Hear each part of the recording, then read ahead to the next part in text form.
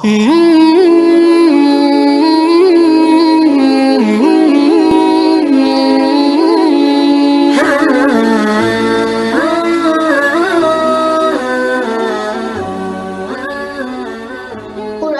হাফেজদেরকে নিয়ে একটি ওয়াজ বলবো। হাফেজ ছেলেগুলা দেখলাম, বড় খুশি লাগলো। সৌভাগ্যবান এদের মা বাবারা। জানেনই তো না, না জানলে তো আঙ্গুল উঠাই বেরি, ঠিক না? হাফেজ কিভাবে জানেন? হাফেজ কিভাবে জানেন না? শুধু জানেন ৬৬৬৬ তালা একটা বিল্ডিং পাবে, ঠিক না? হুজুরা তো এটাই বলে, ঠিক না? কি কন, এটাই তো ৬৬৬৬ তালা একটা বিল্ডিং পাবে, ঠিক না? না না না, এটা তো ছোট গিফট।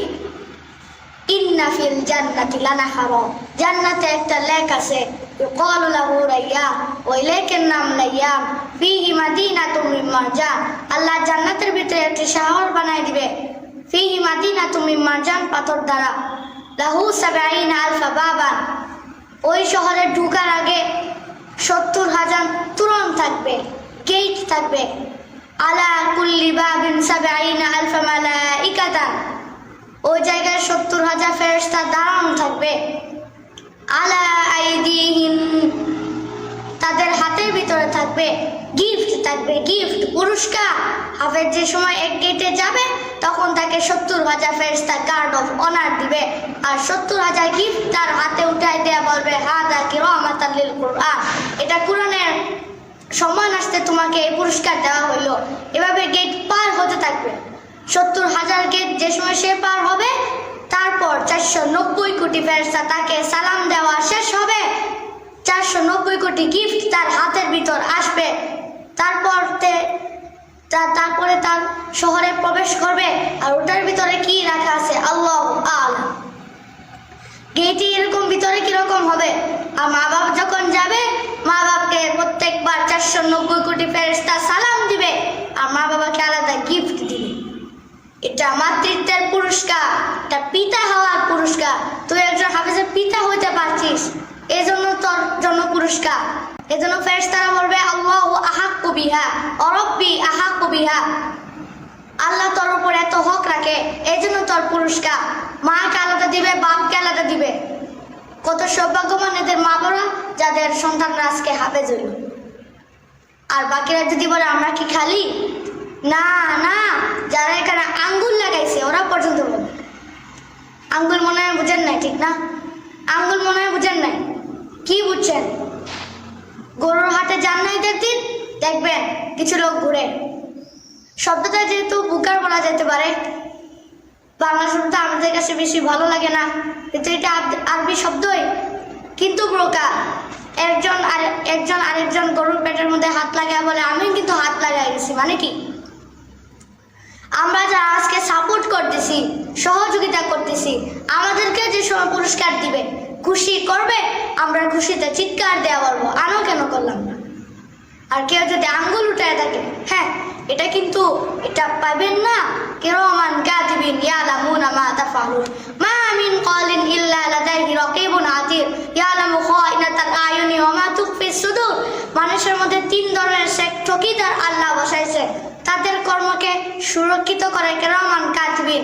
তারা সারাদিন ভিডিও করতে থাকে আর সেট করতে থাকে। মা মিন ক্বালিন ইল্লা লাদাইহি রাকিবুন আতীদ, তারা আমাদের সারাদিনের কথাগুলো 2 ফেরেশতা মেমোরিবদ্ধ করতে থাকে। ইয়ালামু খাইনাতাল আয়ুনি ওয়া মা তুখফিস সুদূর, আমাদের দিলের ভিতর কি সারাদিন গাইতে থাকি আর চোখের ইশারায় একটু বুঝাতে থাকি, এটা স্বয়ং আল্লাহ সুরক্ষিত করতে থাকে। আপনি আঙ্গুল উঠায় বাঁচবেন তো বাঁচবেন কোত্থেকে? এই জন্য বলি, শেষ কথা আসেন, রাসূলুল্লাহ সাল্লাল্লাহু আলাইহি ওয়াসাল্লাম আল্লাহর সাথে তার ইশক ছিল, ইশক। নবীও চিনি না, কি দিয়া গেল এটাও জানি না, কি দিতেছেন এটাও জানি না, কি দিবেন এটাও জানি না। হায়, এই জন্য তো দিন বুঝি না। যদি জানতাম তাহলে দিন বুঝতাম।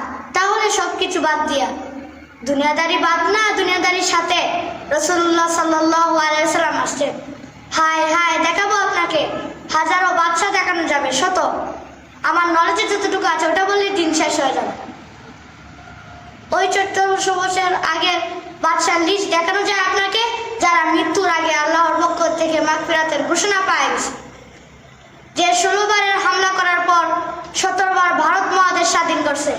সালাউদ্দিন নারে সুলতান মাহমুদ গজনবী রহমতুল্লাহি আলাই, তিনি মারা যাওয়ার আগে সুসংবাদ পাইছেন, গজনবী সুলতান মাহমুদ, তোকে আল্লাহ মাফ করে দিয়েছে। একদিন সুলতান চিন্তায় ভাবতে থাকতেন। এক সময় এসে মন্ত্রী পরিষদের সদস্যরা জিজ্ঞেস করলেন, সুলতান সারাদিন কি ভাবেন? এই প্রশ্নের উত্তর তোমাদের কাছে নাই, তোমাদেরকে প্রশ্ন শোনায় লাভ হবে কি? তোমরা কোনো সমাধান দিতে পারবে না, বরং আমাকে ভাবতে দাও, এটা তোমাদের জন্য যথেষ্ট হবে।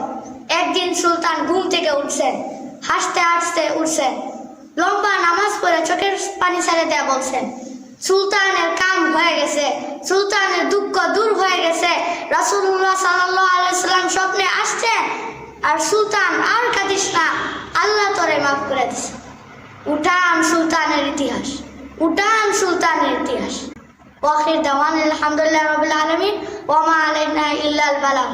আসসালামু আলাইকুম ওয়া রাহমাতুল্লাহি ওয়া বারাকাতুহু।